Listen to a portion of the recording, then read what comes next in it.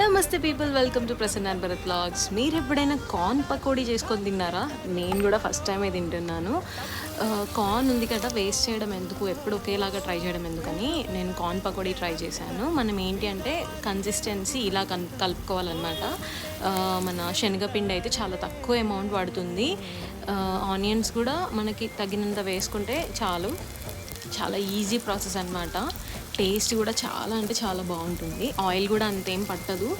చాలా నీట్గా ఆయిల్ అంత ఏం ఎక్కువగా కాకుండా కూడా అంత మంచి ప్రాసెస్ లాగా అనిపిస్తుంది మనకి చేసుకునేటప్పుడే. మనం కలుపుకునే కన్సిస్టెన్సీ బట్టి ఉంటుంది అనమాట.